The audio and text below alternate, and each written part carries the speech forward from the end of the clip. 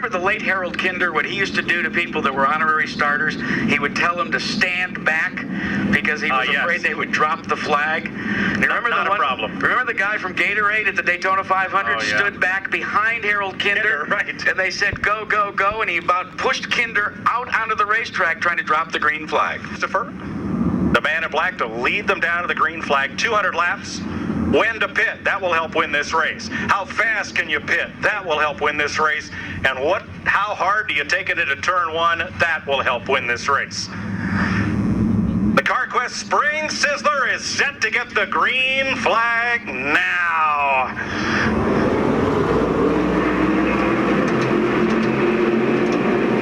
Boy, look at TC take it to Connolly. Can he get the lead? No.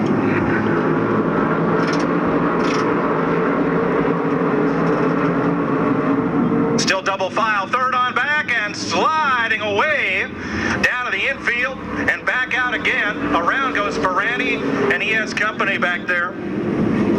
That all started much farther up on the racetrack. In fact, in the fourth row is where it began to be telegraphed, and then everybody got on the binders, and it brings out the first caution of the afternoon on lap 1. You know, Jack, this looked a lot like the accident in yesterday's Busch race at Talladega. If you have it on your VCR and haven't seen it yet, I won't give it all away. But Jamie Tomato, that's the orange car. He's up to the 5th spot. Green flag, and it's going to catch everybody napping up there in turn 4.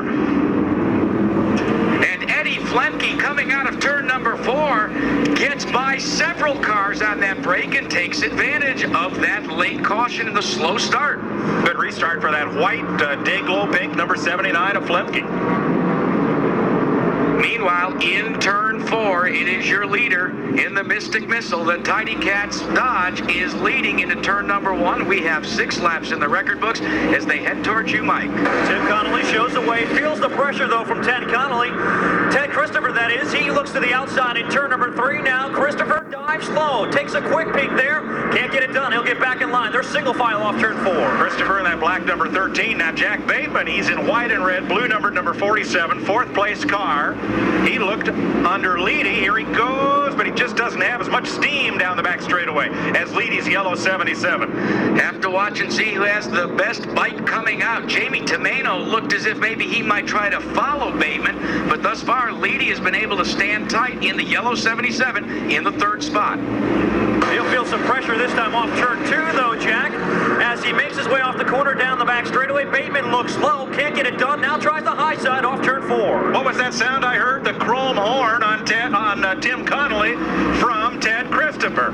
Christopher's got his tires warmed up, and he is going after the lead. Now, Connolly pulls out a car length or 2, doesn't want any more of that tattoo against the back bumper.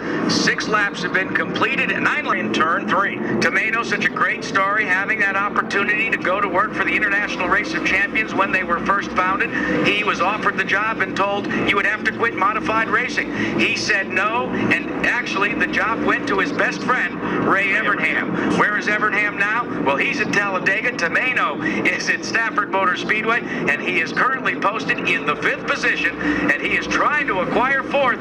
He is all over Bateman, Mike Massaro. Knocking at the back door. You can't even slip a weedy flick between those 2 cars. Tomato now looks to the inside of Bateman on the back straightaway. Can't get it done. Tomato has to back off and ride the... A great run this afternoon. Chris Kopech showing a lot of poise, moving Charlie Pasternak back to the 7th spot, 8th spot to Rick Fuller, Mike Ionesco in 9th position, and 10th, John Blewett the 3rd. Chris Kopech in that 16, he's going to win a race this year. He's come very, very close, almost had a second in the season closer at Thompson last year. Spinning turn 1. John Blewett in the blue, number 44. Reg Ruggiero has to go down into the grass to get by. Bill Woods is in at 51. Dave Bergman in the yellow in the white 32 had to hit on the binders, but he was able to get himself through. Everybody gets away under their own power, but that will bring out the 2nd caution of the afternoon on lap 21. You're listening to SMS Broadcasting. Organization Month here at Stafford Motor Speedway. And these are the crew chief you're hearing on Reggie's scanner, and now the pits are open. Pit road is open. Pit road is open. That's Tony Maffo talking to the Reg. Sear will pit. So will the 44 of Blewett and the 51 of Woods. 22 laps have been completed in this 200-lap Get the contest. tire ready. And Reg Ruggiero Okay, it's coming coming onto in. pit road, not the way Let he Tony liked. bang it before you Let's jack listen it. in. If we have to jack it, we'll jack it and change the tire. John, you got to let me know when the pace car is, okay? Absolutely. This is what's so very important. The job of the spotter right now as they go to work is to let the driver and the crew know where the pace car is. Let's go to pit road. Well, we're here with Blue Pull that Nerf bar. and his crew. They got the tire. There doesn't appear to be any damage to the back of the car except for the tire. The crew quickly check the car take it off. The car's You can't take it off. Out 44 tire change. And they are having a problem with Reg Ruggiero's car. Trying to get that Nerf bar away from the tire so that it's no longer rubbing, and trying to keep from having to change a Pace tire. car's entering the backstretch. Boy, I tell you what, we could use his spotter maybe as a backstretch guy because he's got that nice dulcet tone. But what to do is get full use of this caution period. So once they are given the green at the end of pit road, he will pull up to the head of the field again and come right back onto pit road. Smart thinking on the part of the crew chief because then they can take full advantage of this caution lap. Gonna give him one to go this time, so it's gonna need to be a quick stop. Carburetor number 4 is your leader, Ted Christopher. Running in second, the Mystique number 13, Jan Leedy. At the end of the single file lap, and the green flag has been displayed.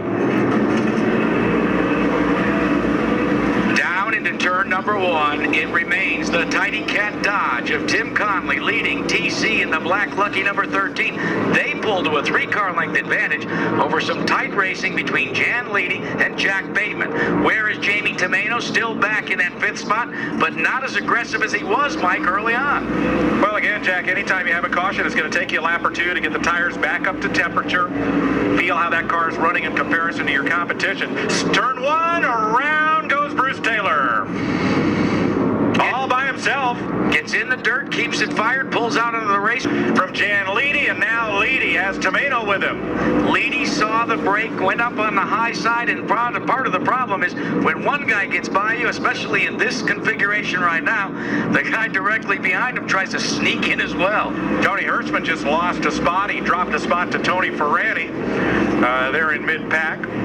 And up front, it's getting a little heated for the lead. Looks like Ted Christopher is carrying more speed through the middle of the corner than Tim Connolly. See how he closes up a little right here, but Connolly's got good straightaway speed. But what has happened to Jack Bateman? Bateman in the white, red side panel 47 in a half a lap has closed half the distance of 12 car lengths on that 1-2 combination. Bateman's a player early on in this Spring Sizzler.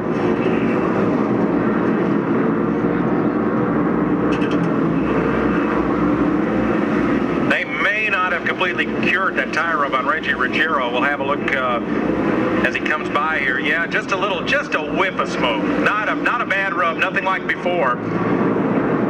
Just a little bit. 30 laps are down, 170 laps to go. It continues to be Tim Conley, a half car length back as Ted Christopher. Bateman has taken up the chase in the 3rd spot. Then 3 car lengths back to leading Jamie Tomeno in the orange number 99. Fills out the top 5. But you've got to be impressed with the display thus far by one Jack Bateman out of New Hampshire. As they come to the stripe to complete the 32nd circuit, Bateman is solid in that 3rd position.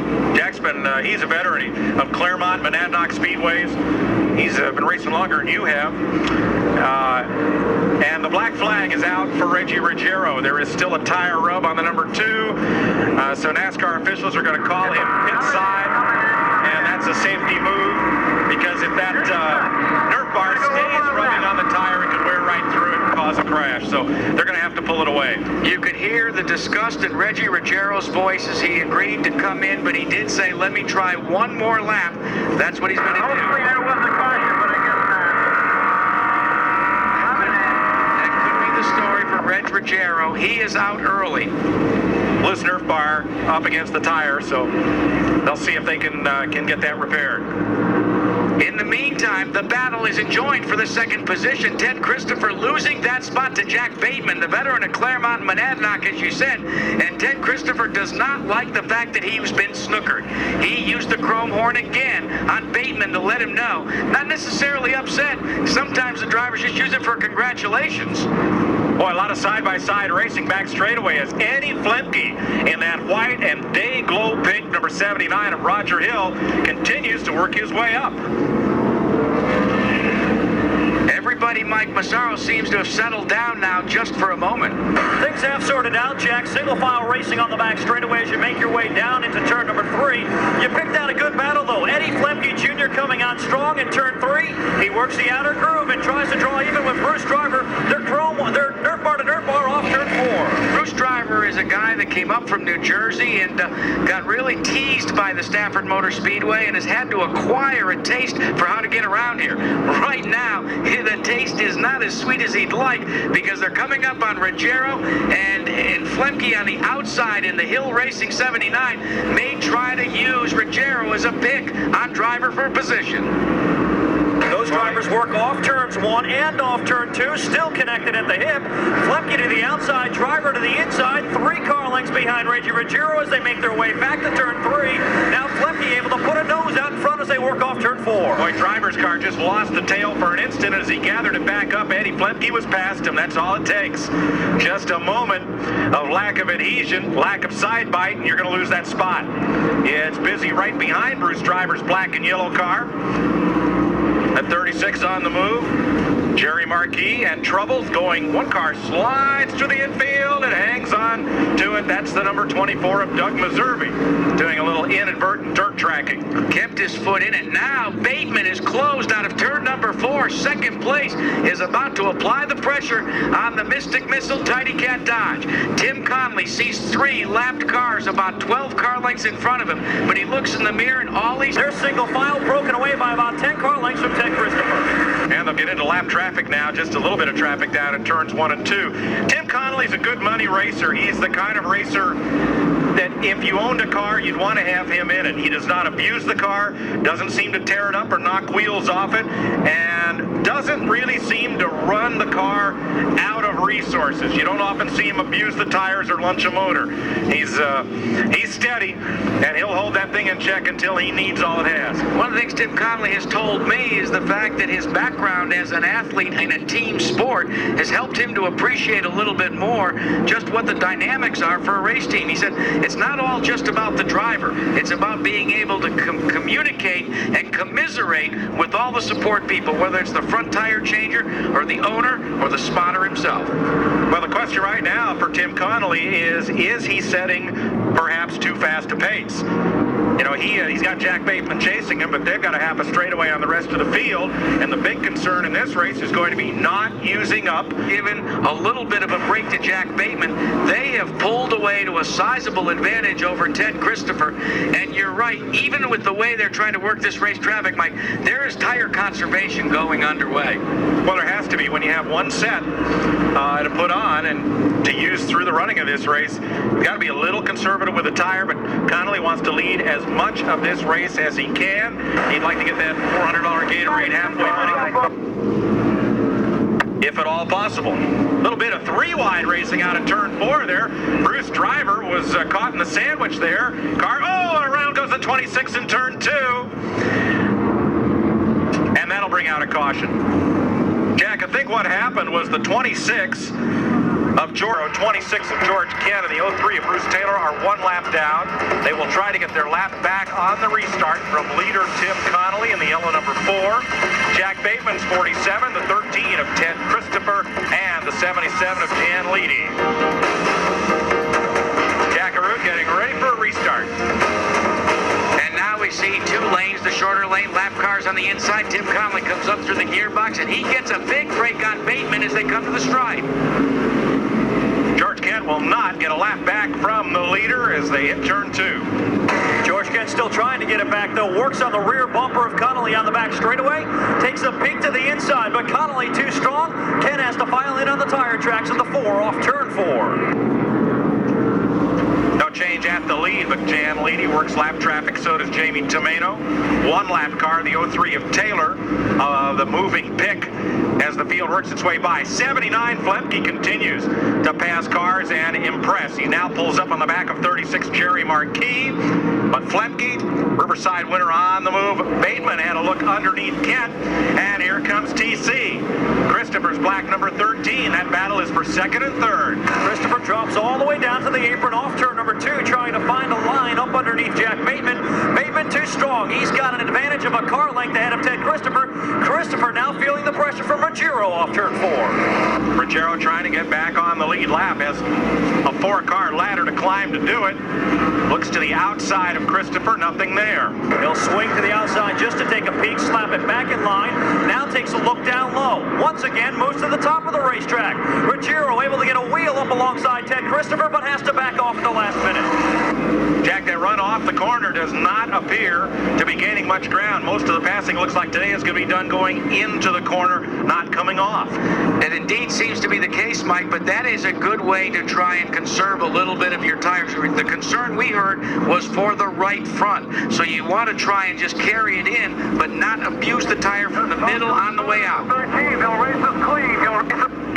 Flemke's going to get around the 03. That's the lapped Taylor machine. And that rest of that pack trying to come along with him. Ruggiero and Christopher. Now, here are two of the most aggressive guys in the business. Reggie tries the bottom shot off turn 4, and he got into a little bit of dirt trying it. Got it way down on the track apron.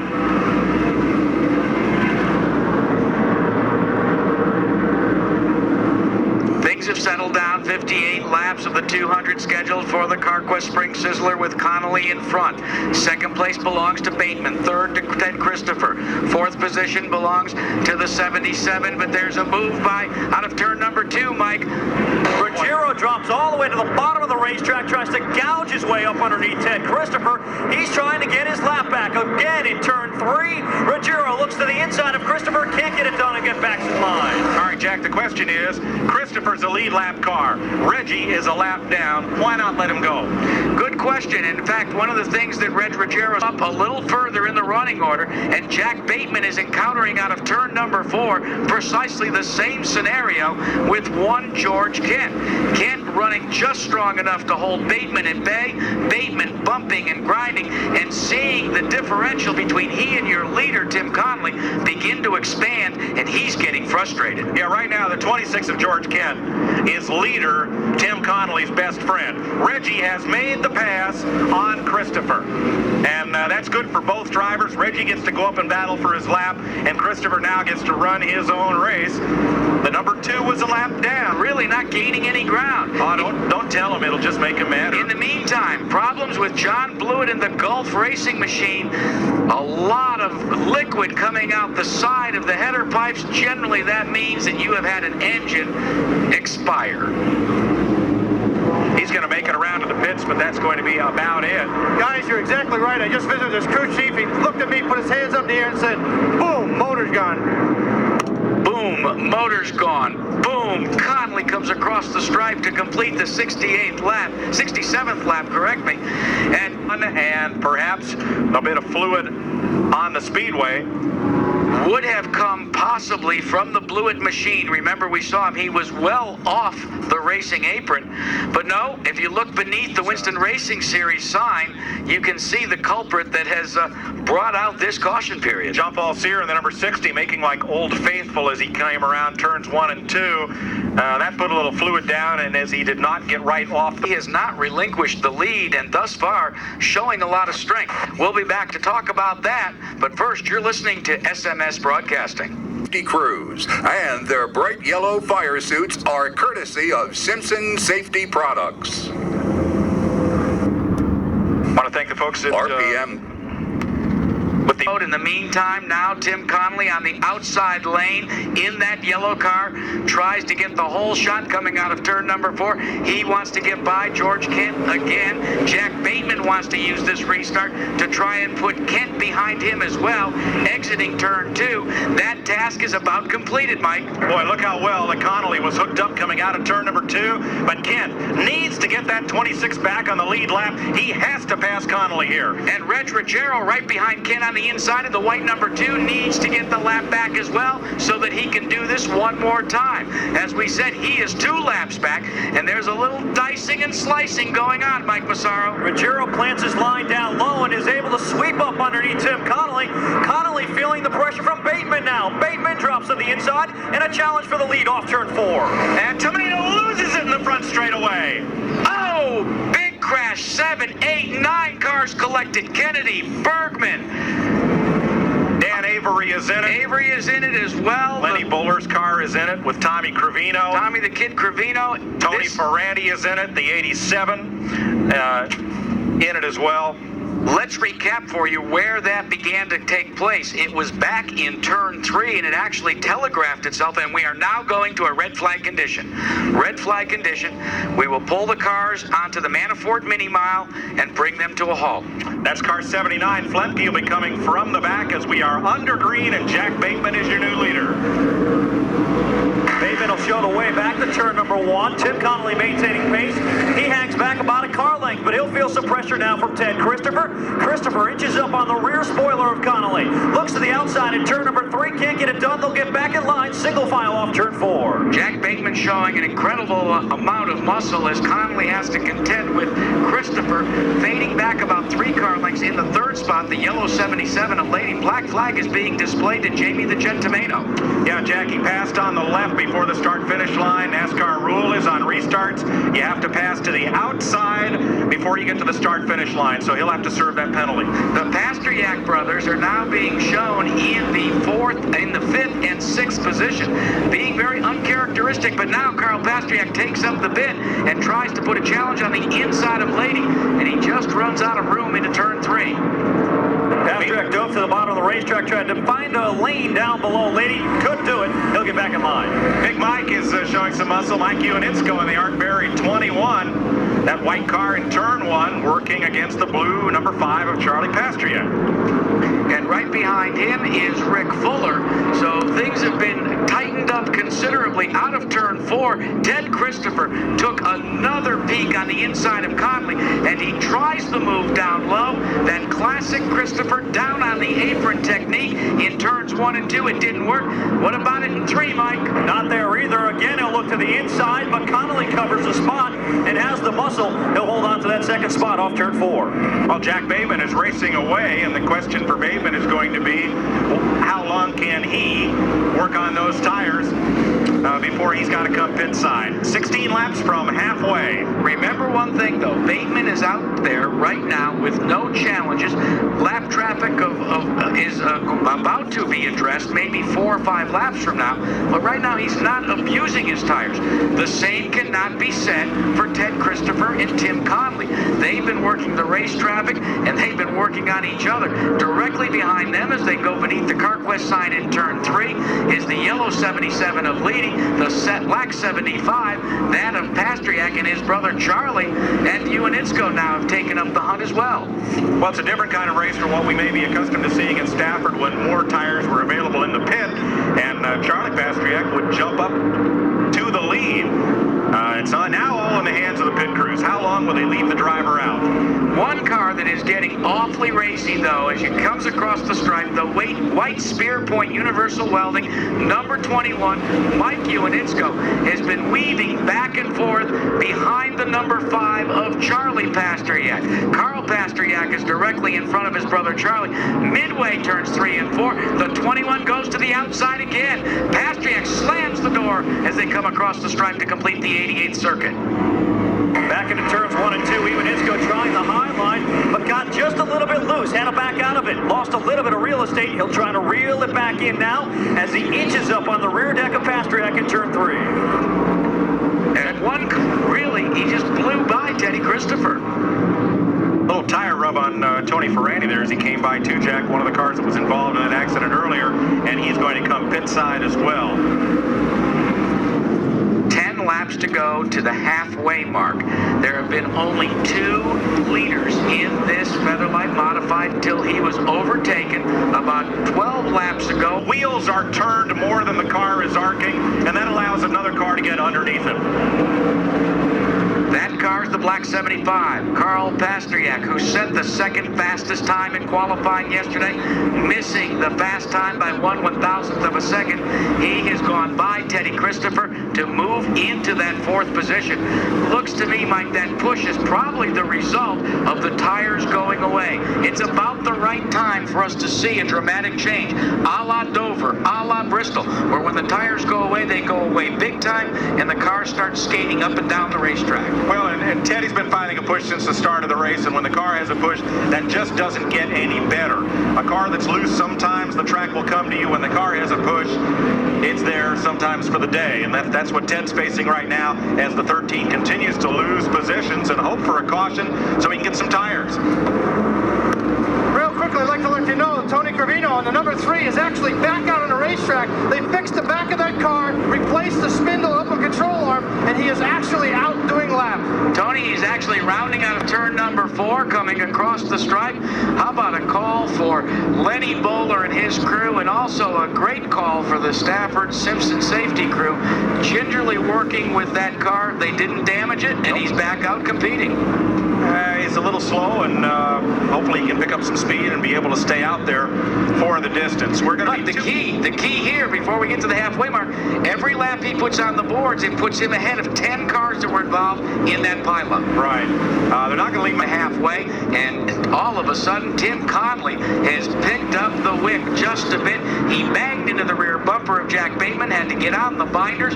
They're coming up on Ferranti in the 31, and Bruce Driver in the black and yellow number 81. Halfway leader will be Jack Bateman. He will earn the Gatorade halfway bonus of $400. Bob Pulverary, ageless Pulverary, picked that up last week at Riverside Park. Smoker down in 1. That's the Sear car. Looked like he'd locked up the left front brake, but he's able to continue. From my vantage point, Mike Joy, it looks as if Tomeno, battered and dented and dinged as he is still carrying a lot of speed around the racetrack.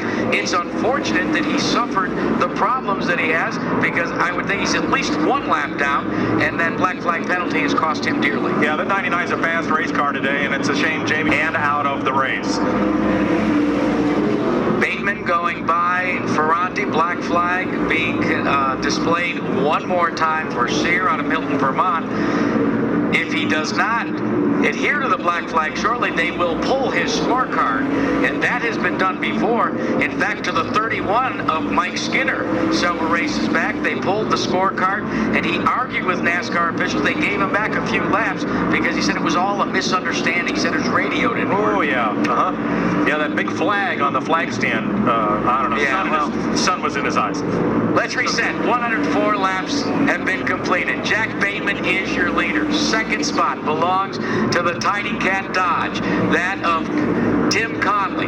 They are a 2-car breakaway, just separated by a half, maybe 3/4 of a car length. Then Jamie Tomeno is wedged between Conley and your third place machine, Jan Leedy. Then about 5 car lengths back to the black number 75 of Carl Pasteryak, and his brother, Charlie Pasteryak, is holding off 2 cars in that. So now half the drivers on the lead lap are saying, I want to see the caution flag so I can get some tires. I just don't want it to be us. This could be playing directly into the hands of the Pasteryak brothers. They alluded to the desperately to conserve tires, but he has to wait for a caution and pit stops before he'll be a player in this race once again. Well, Flemke's on cruise control in that 79, and we'll just watch and see when all the rest of the leaders come and get tires. He will rise to the front of the field and then see how long he can hold off the drivers that will have fresh tires. Turn 1, that's where Jack Bateman and Tim Connolly run 1-2, along with Jamie Tomeno, who may have a shot to get his lap back when these two pit.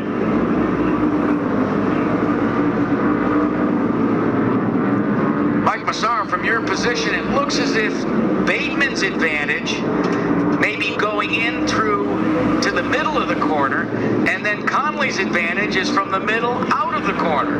Connolly's big advantage, while that is also true, is definitely on the straightaways. That Mystic Missile able to close the gap. You see him come off of turn 4 here. He'll tighten up the gap between himself and Bateman, headed down into 1. Like you said, though, Jack Bateman a little bit in that 4th position, Lady directly in front of him in the yellow number 77, midway down the backstretch. Jack, if I could jump in for just a second, we talked to the crew chiefs about tires, and at 47, the next yellow, they're going to come in, obviously. The 4 car, the tires are starting to go away, but they're going to stay out until the next yellow comes, along with the 21 car. But Bateman said, listen, tell these people we're way under-sponsored, and if they want to run up front with us, just put their name on our car. Back to you. The universal plea for an unsponsored race car. And we've seen stranger things. You went Jack in the 75. He has caught Jan Leedy's 77 coming out of turn 4. That strategy of running hard to try to get up to 3rd spot before pit stops will work in Carl's favor if there's a caution flag soon. But if not, he's going to have to ride on those skins for a while. And we'll see if he's able to hold the pace that Leedy is sitting there in 3rd spot. Pastriak, turn 4, looks a little lower than Leedy. Not quite close enough to mount a challenge for 3rd position. If you hear radio transmissions in the background, they will be for your leader, Jack Bateman, and his team, as well as his spotter. Okay, you're clear. Turn 3, Pastriak dives it in there and takes 3rd away from Jan Leedy. Move that black 75 up to 3rd place. As we watch these cars go around, Mike, the lap times have dropped off considerably from the start of the race. A good indication that now everybody's going, tires, tires, I need my tires. But the fellas who have conserved their car, like Carl Pastriak, now they're at the end of this tire run. Vance is through the field in this run. We'll just happen to see when that next caution comes out, and then everybody who has not had their 4 tires will be in to get them.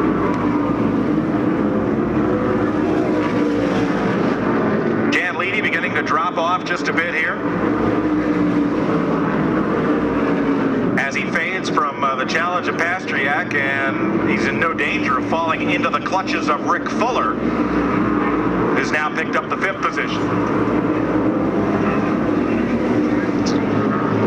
The fear here is if you pit under green, you've lost the race. Oh, absolutely, and they will run the string out as far as they can. I would think that you will see, short of getting down to the canvas, speed as well. And the reason is the 16 of Chris Kopech, the 79 of Eddie Flemke. Those 2 cars have already made their tire stops under caution, so if you make a tire stop now under green, you're going to go a lap down to those drivers and maybe not get it back. And we are now unofficially showing Flemke in the 10th position. So he is beginning to cautiously work his way up through the track. This race may be coming to steady Eddie Flemke, a driver who would like to go to victory lane much the way his dad, the late, great Eddie Flemke Sr. did. Ted Christopher goes a lap down, just abused those tires a little too much. Turn 2, leader Jack Bateman's 47 in traffic, and he's put a lap on TC. Clear high. Clear high, the signal to Jack Bateman so he can try and get to the outside. Good job. Just keep it smooth, one at a time. Tim Connolly now picks his way past Christopher. And the big question is, when can I get some tires? Speaking of that, as you watch Tim Conley, look at Reg Ruggiero. Ruggiero is now going around the racetrack in 19.3 seconds. What does that translate to Jack Bateman, your leader in car 47? He's going around in 19.6. Remember, Ruggiero needs to get by Bateman to go only 1 lap down. He is still trying to get back in the hunt of this thing. A good battle in turn 2. That's where Rick Fuller battles with Chris Kopech on the 21 of Mike Ioannitsko. That's back in 5th place. So Kopech is the highest driver on the board of those who have already had their tires. That's car number 16. And guys, if I could jump in here, one driver really praying for a caution, Rick Fuller. He says the car is getting real loose right now, and he's hoping for a caution real soon. Back upstairs. That feeling is echoed by about half the field right now. They just don't want to be there. How many times have we seen a Featherlight Modified Series race? And Bateman is slowing. Just get it in here. They're telling him, get it in. Get it into the pits. Trouble for Jack Bateman. He falls out of the race lead. What has happened We're to going to gas and go, Jack. We can't take time to do the tire. He is out of fuel, folks. Oh, no. He has run the car out of fuel. Bateman limping down onto pit road, trying to find his pit position. They'll put a full tank of gasoline Sunoco into that car. And power mist. Power mist, wrong team. But this is terrible luck for Jack Bateman. Well, you know that Sunoco gas gives good mileage. Not to make light of what's happened to Jack Bateman. A tough break, a great display, a great effort for this guy. Out of New Hampshire, the short tracks up there, taking the modified series by storm here at the Stafford Motor Speedway on Sizzler Sunday. And lo and behold, they're going to have to try and push start the car. It fires, he goes back out. And remember what I said, Mike, about the Martinsville pit road? Yep. How many laps has he gone down? I think he's 2 down, Jack. We'll double check that with NASCAR, but I believe that Bateman has lost 2 laps. So let's reset the field. 132 laps have been completed in the 200-lap Spring Sizzler, brought to you by CarQuest. Tim Conley becomes the 3rd leader in this race, but only the 2nd different driver. Charlie Pasteryak running well, steadily in the 2nd position in the black 75. Jan Leedy in the yellow number 77, after several challenges, has moved into 3rd. And guess who is now being shown in the 4th position? Tiger Tommy Baldwin, having reassembled his racing efforts after his son moved to Winston Cup competition, is now shown in the 4th spot. 8th to the Sheba Racing number 8 of Rick Fuller, who Tony Sutton told us is complaining of a severe loose condition. Mike Iwaninsko fills in position number 8, and 9th position. Hey, turn 2, Jamie Tomato's trying to get his lap back from the 4 of Tim Connolly, your race leader, Jack. That's the battle up out of turn number 4. Tomato has fresher tires, and he smells that Connolly's car is using his tires up. So let's see if Jamie can get the lap back from race leader Tim Connolly out of turn 2. Off the corner, still single file. Now Tomato takes a look to the inside of Connolly. Connolly works the outer groove while Tomato routes it down low. He can't get it done. He'll have to get back in line. Now a last-ditch effort off turn 4. He'll look to the inside of the stripe. Connolly may well let him go, and they touch in turn 1. They got together down in the first corner, but Jamie Tomato is back on the lead lap. Tim Connolly is out of tires. Here comes leading Pasteryak, takes the lead.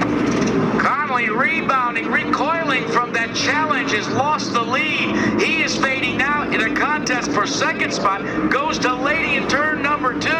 Connolly on the inside, drops back to 2nd. And ladies and gentlemen, on lap 138, Charlie Pasteryak, the Polish paver, has taken over the lead in the CarQuest Spring Sizzler. So now, Connolly fading. Does he dare stop for tires? Because the man on the move at turn 1 now is Chris Kopech. Chris Kopech looked to the outside, then the inside of Rick Fuller. Midway down the back straightaway, Fuller's blue number 8, Kopech 16. That's for position. And look at Eddie Flemke as Kopech works the outside of Fuller. Flemke is closing as well. Eddie Flemke and Kopech, as we've alluded to, have already completed what they hope to be their only pit stop. But right now, approaching the final quarter of the CarQuest Spring Sizzler. On the scanner, drivers are screaming, we've got to get in, we've got to get in, we've got to have tires. And the crew chiefs are saying, if you pit, you will lose a lap, and we can't afford to do that. Everybody on the scanners talking about Chris Kopech, number 16, and Ed Flemke, number 79. They are the lead lap cars, and now with Jamie Tomato at the tail end of the lead lap, that already have their tires, and that will put anybody who pits now 1 lap down. Kopech on the inside making a challenge. Down the backstretch, Mike Massaro. He'll dive to the inside in turn number 3. He tries to get up underneath Tommy Baldwin, but Baldwin has the horsepower and the muscle and will retain the spot off turn 4. But Baldwin does not have the tires. Kopech can afford right now not to abuse his race car and just try and work over Tommy Baldwin. And as Baldwin picks up on Tim Connolly, Kopech begins to think, I can get 2 spots if I just bide my time. Here he comes. Here's Baldwin to the inside. Past a fading Tim Connolly. And Kopech is poised to pick up a spot as well. Diving it low in turn 2, the number 16, the Flamingo Racing Machine. Picks up another spot on the board. And Carl Pasteryak has taken over the lead, and that has put Jamie the Jet Tomeno back in the one-lap arrears category, because now Pasteryak has gotten by him again. Jan Leedy looking very strong on the comeback trail after having more than his share of problems last year. And we watch Ed Kennedy out on the racetrack, but the contest right now out of turn 4, Tommy Guys, one driver that does not want to see a yellow, that's Carl Pasteryak with the 75. I talked to his crew chief. They think that they can go all the way with car number 75 back upstairs. That's why you heard his crew chief call on the radio, try to conserve some gas.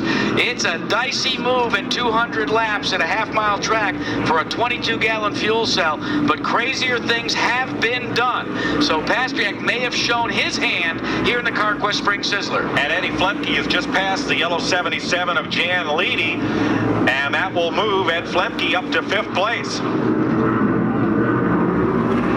Kopech and Baldwin, this is for 2nd place, turn 3. Kopech to the outside, takes over 2nd. Picks up a spot there and now makes his way around the lap car of Ed Kennedy and continues his charge to the front. Ted Christopher goes another lap down, losing the 2 laps that he would have lost making the tire change. There is no winning strategy for the drivers who did not stop now at lap 76 unless the caution comes Put out. everybody down the lap you can. Listening to the crew chief on Carl Pasteryak's car, he's giving... Keep digging now, keep digging. Keep digging, put as many cars a lap down as you can. They are in a conservation mode, but it will be fascinating to see if the caution does come out. Do they come in and take tires? Who knows? I mean, all of a sudden, Pasteryak's been the one that's alluded all weekend that it might take unconventional thinking to win the CarQuest Spring Sizzler. You never know, but meanwhile, things are shuffling.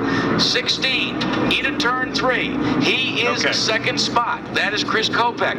And Eddie Flemke has several cars, including Ted Christopher, to contend with before he can move up and join from 3rd position. Let me answer your question, Jack. Carl Pasteryak. Keep digging now, let's go get the next one. Get tires if the caution comes here. No, it's not, Pam. You ought to see it out here right now. This is some wild and woolly action. But in the meantime, a strategy and a story is beginning to unfold. Carl Pasteryak out front, Kopech in 2nd. Pasteryak has not pitted, Kopech has. In 3rd spot is the 7 car of Tommy Baldwin. 4th position goes to the 25 machine, and that's somewhat of a surprise how well that Hirschman has done, considering he started back in 33rd spot. Well, listen on Chris Kopech a bit here. They have been telling him, be patient. He has now got the leader in sight out of turn 4. Chris Kopech is just about 4 car lengths from the lead here in the Spring Sizzler. He has really inhaled Carl Pasteryak 75. Eddie Flemke moves now up to 4th position. He will be a factor here.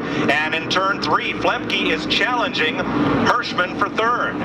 Flemke swings to the outside, takes a peek there, can't get it done. Hirschman riding a very tight line off the corner. They run single file back to turn 1. Flemke still trying to find a way around in the corner. Back straightaway, 16. Chris Kopech looks to the outside of Tomeno. Now, Tomeno wants to get back on the lead lap. He cannot afford to give a spot away here to Kopech. He needs to come up and try to pass Pasteryak. If he can't do it, that's one thing, let Kopech by, but he's not about to give it up without a bit of a struggle here.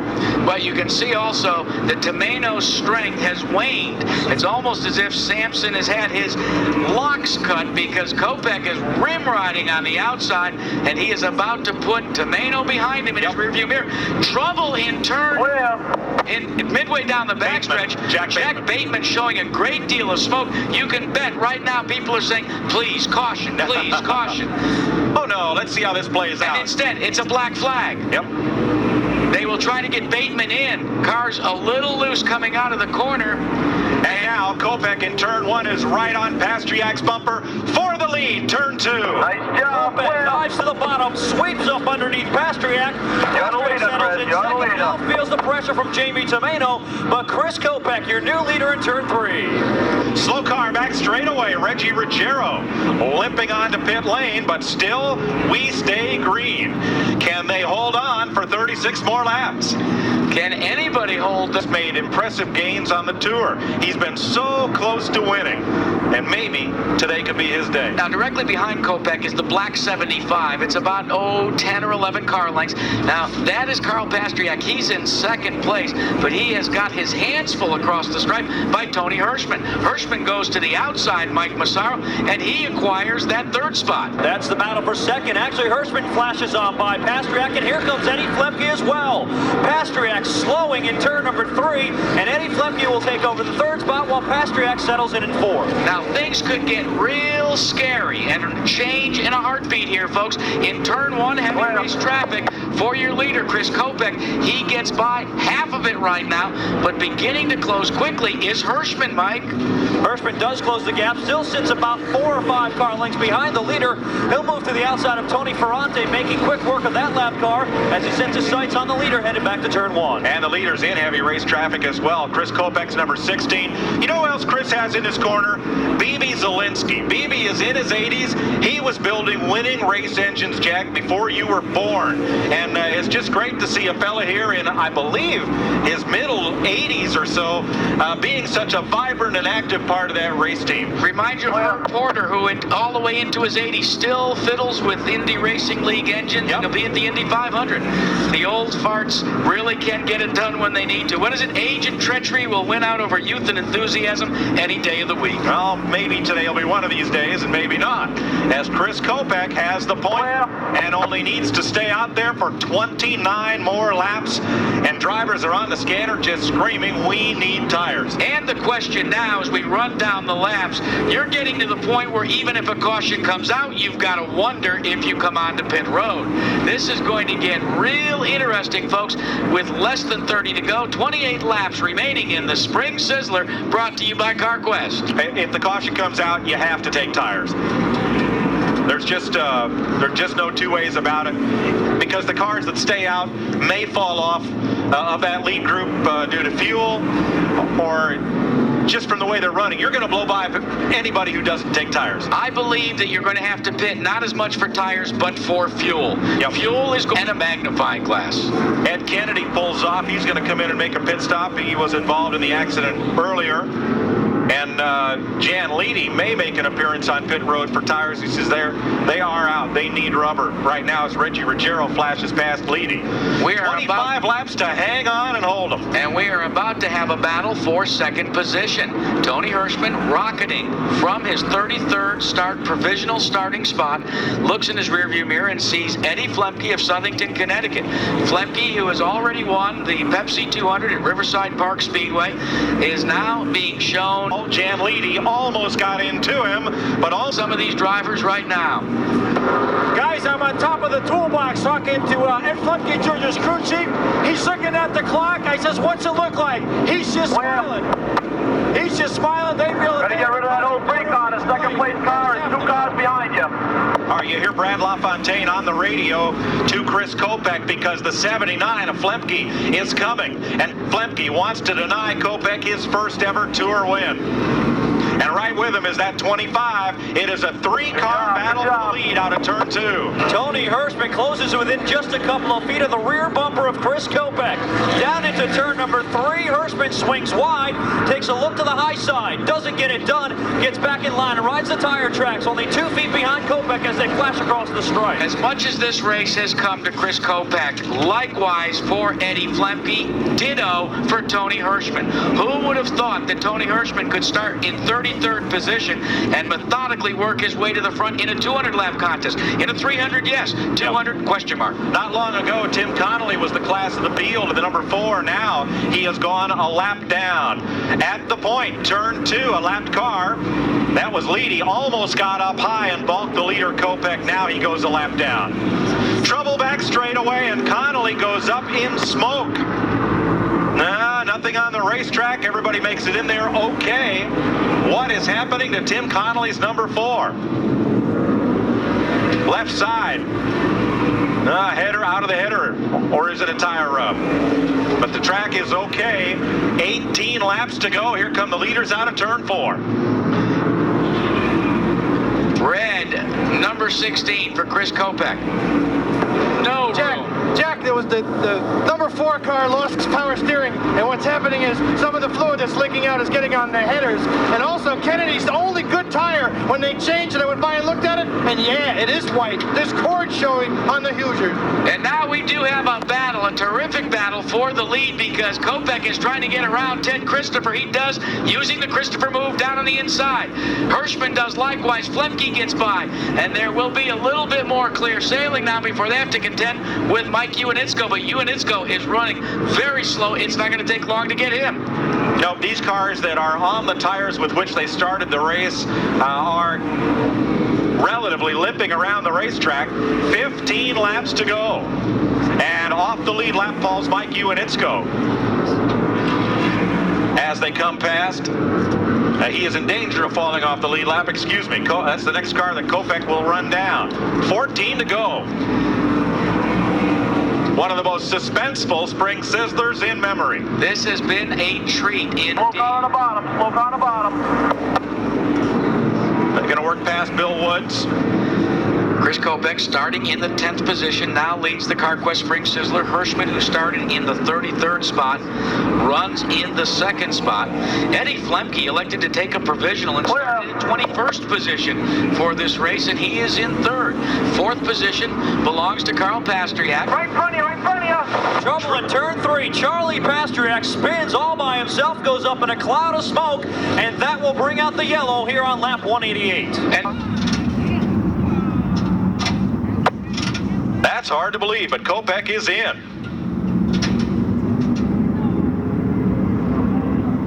very surprising move by Chris Kopech. Regular 3, guys. Regular 3. Make it good. This is Chris Kopech's crew going to work, working the radio, and Tony Hirschman from last to first in the CarQuest Spring Sizzler with 9 laps Hey, watch the remaining. tire. Guys, I'm down in the... A tire has rolled away. They have retrieved it. The work continues. They are going all the way around on Kopech's machine. They will be using up their allotment of 4. Let's check in on pit road. Down here in the Chris Kopech pit, Brad LaFontaine, the crew chief, you decided to bring him in. Why'd you do that? Well, there's only 3 cars on the lead lap. We go right back to the front here. We'll have fresh tires on, and we still got about 7 laps of racing here. I think 7 laps of racing with fresh tires is going to win the race. Okay, that's Brad LaFontaine, crew chief for Chris Kopech. So, Mike, you can tell that the PA is working well down there. Brad LaFontaine is listening in because he caught it quickly. Pit road. He's been working the watch. 8 green flag laps is still plenty of time to get the job done. So we'll have to wait and see how the strategy and the tactics work out. Charlie Pasterjak's tires just came over the wall after they changed them. There are no cords showing on the Goodyears, but there also are no depth indicators on the tread, on the face of the tire. So his next stop was Cord City. Tony Hirschman has taken over the lead. Eddie Flemke out of Southington, Connecticut, Flemke Jr., that is now being shown in 2nd spot. Now, they are positioning Kopech in the 3rd position in the row due to the pit stops. Yeah, that's right, Jack. So, only the front 2 cars did not stop. So this was a good call by Brad LaFontaine, because what he meant was, the way he saw it, quick pit action would put them back up at the front of the field, and that's precisely what has occurred. Now let's explain to you folks why these cars are allowed to move up in the order. The restart rule is the cars on the lead lap line up in the outside lane. So the cars that are on the same lap as the leader, number 25 Hirschman, can pull up through the field and can line up on the outside. Everyone else who is 1 or more laps down lines up on the inside row. Gotcha. And so do we. All right. There's that green flag. I'll line up on the outside. There's that. Getting set to go. It's not as important what he says. Going green this time. What's important is what he does. Watch out, car in the bottom. Getting set for the restart. Doug French pits his car. And folks, 5 laps for all the money. Tony Hirschman, Eddie Flemke, Chris Kopech, Rick Fuller, Carl Pasteryak, Tommy Baldwin were under green. And Fuller makes the first move downstairs, takes the elevator down and tries for that 3rd spot. Finds some racing room on the apron and will pick up 2 spots. He'll flash on by Eddie Flemke on the bottom of the racetrack, and Rick Fuller takes over 2nd spot. Trouble back straightaway. Bateman goes spinning. Caution is out. Rick Fuller has a set of big ones. Boy, it's very similar to what we saw at the Thompson Speedway, where in the wing. All right, let me know what Colbeck's doing, too. Rick Fuller's a former champion on the modified tour. So too is the man up front, Tony Hirschman. Will be fascinating. And You want to take this green by yourself and I'll watch Colbeck? Negative!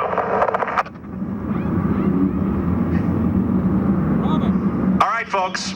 Green-white checker. Now it's 2 laps for all the money. Hirschman, Fuller, Kopech, Baldwin, Lemke, Pasternak, green. And Fuller tries it again.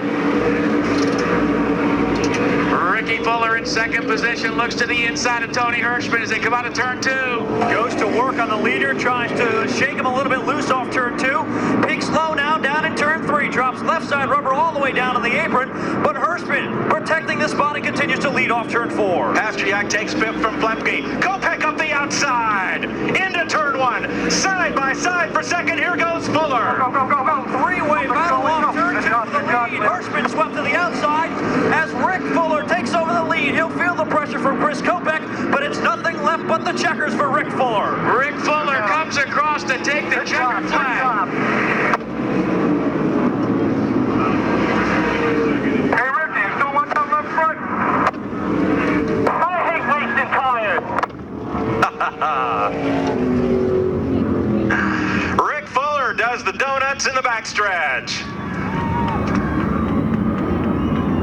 Rick Fuller, Chris Kopech, Tom Baldwin, then Tony Hirschman. But when it got down to traditional green-white checkered action, who was there? The only man to win a touring event in 1998 at the Stafford Motor Speedway, not named Stefanik. And he pulls into victory lane right now. The winner of the CarQuest 300 Spring Sizzler is Rick Fuller, and you heard him say it, I hate race tires. Crew chief just told him, Ricky, you wrecked another bumper. Rapid restart, Rick Fuller.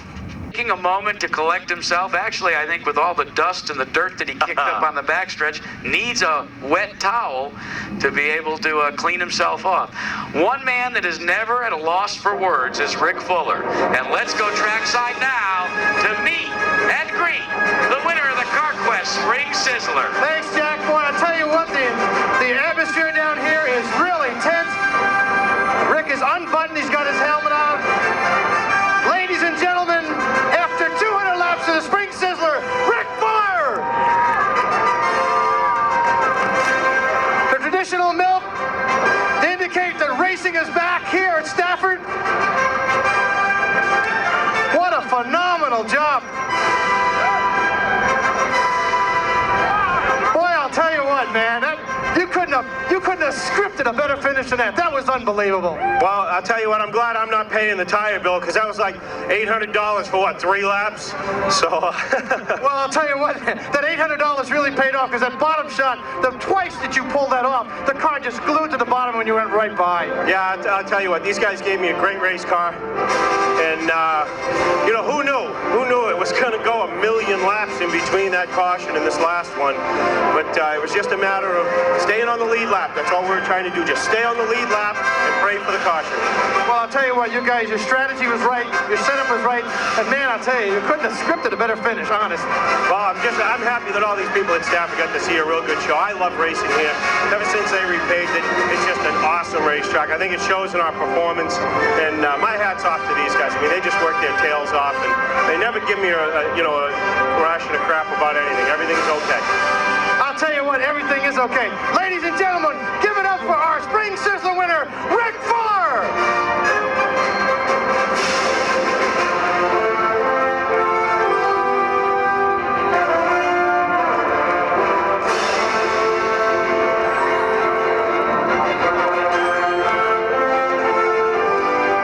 For the third time in the last 4 modified tour races, Chris Kopech has finished right on the bumper or moved away from the bumper of Rick Fuller. The second place finisher is Chris Kopech.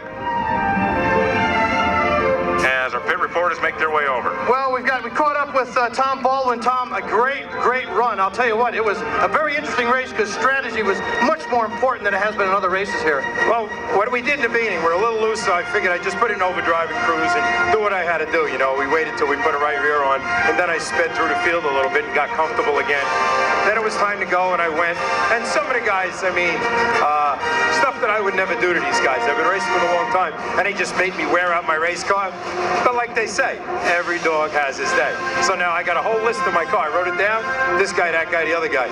They weren't very sportsmanlike out there, but we're here, and they're over there. So I think we figured it out pretty good. And my guys, I mean, the crew, the guys just, wow, what pit stops. My kid's going to try and steal them, I know it. Tom, congratulations. It was a great drive. It was a tremendous race to watch. And God, it must have been fun for you, too. I just had a blast. You know, I just wish I could run another 10 laps, you know. I think I would have got both of them. You know, he was going good, but I think we were just so good it was ridiculous, and I'm real happy. Tiger Tom, congratulations. In case anybody doesn't know it, his son, Tom Baldwin Jr., is Fort Burton's Winston Cup crew chief. Well, Chris, it was a great ride, man. You were out there in the front, and it was just like clean sailing, and all of a sudden, holy smokes, it went to jiggling, jaggling all over the place. It was a great drive for you. Yeah, the diversified metal Chevrolet, you know, we had a good race car today. You know, we made a good call in the pits to come down and take on that one early, and I don't know. I thought it was ours right to the end there, and I don't know, kind of zigged when I should have zagged, I guess. Well, I'll tell you what, those of us that have been working here for a long time, watching a lot of race drivers, you are ready for your first win, man. There's no doubt about it. You drove an impeccable race. It was a tremendous race to watch, and you should be very proud of third place. Oh, thank you. You know, the guys gave me a good race car. The thing just was flawless all day long, and Spotter kept me out of trouble, and, you know, almost. Well, we listened to his spotter for a number of laps, and he's absolutely correct. He kept him out of trouble. That's it from down here in Victory Lane. Boy, I'll tell you what, you couldn't get a better finish. I think I bit the end of the microphone off.